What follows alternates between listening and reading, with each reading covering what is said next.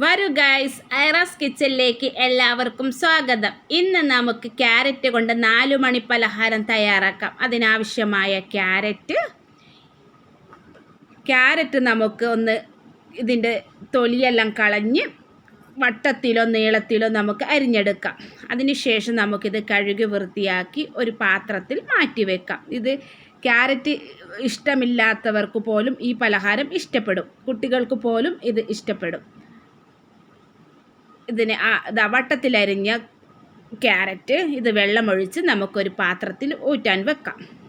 കാരണം അതിലുള്ള വെള്ളം പശ കാണും, അത് മാവിൽ വീണ്ടും വെള്ളം കൂടാൻ സാധ്യതയുണ്ട്. ഇതിൽ വേണമെങ്കിൽ നിങ്ങൾക്ക് കുരുമുളക് പൊടിയെല്ലാം ചേർക്കാം. കുനുകുന അരിഞ്ഞ പച്ചമുളകും കറിവേപ്പിലയും ഇതിൽ മുളക് പൊടി അങ്ങനെ മസാലപ്പൊടികളെല്ലാം ചേർത്ത് കൊടുക്കുക. ഇന്ന് ഞാനൊന്നും ചേർക്കുന്നില്ല, പച്ചമുളകും കറിവേപ്പിലയും മാത്രമാണ് ഇന്ന് ഞാൻ ചേർത്ത് കൊടുക്കുന്നത്. ഗരം മസാല അതുപോലത്തെ പൊടികളെല്ലാം ചേർത്ത് കൊടുക്കുക. ആവശ്യത്തിന് കടലമാവ്, ഇതിൽ ഞാൻ 3 സ്പൂൺ മൈദമാവും ചേർത്തിട്ടുണ്ട്. ഇതിൽ വേണമെങ്കിൽ നിങ്ങൾക്ക് മൈദമാവിലോ ഗോതമ്പ് മാവിലോ അരിപ്പൊടിയിലോ ചെയ്തെടുക്കാം. കുറച്ചും കൂടി ടേസ്റ്റ് അധികമുണ്ടാകുന്നത് കടലമാവിൽ ചെയ്തെടുക്കുന്നതാണ്. ഇത് നമുക്കൊരു നേരത്തെ മുറിച്ച് വെച്ച പച്ചമുളകും കറിവേപ്പിലയും ഇതിൽ ചേർത്ത് കൊടുക്കാം. അതോടൊപ്പം നമുക്ക് പാകത്തിന് ഉപ്പും ചേർത്ത് മഞ്ഞൾപ്പൊടിയും ചേർത്ത് കുറച്ച് വെള്ളവും ഒഴിച്ച് നമുക്കിത് കുഴിച്ചെടുക്കാം. നന്നായി മാവ് കലക്കിയെടുക്കണം. നന്നായി മാവ് കലക്കിയതിന് ശേഷം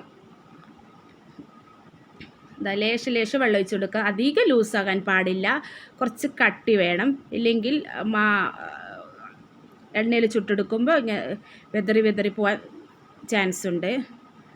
ഒരു സ്പൂണോ കയ്യോ എന്തെങ്കിലും വെച്ച്, കൈ കൊണ്ടോ എന്തെങ്കിലും തവി വെച്ച് നമുക്ക് ഇത് കലക്കിയെടുക്കാം.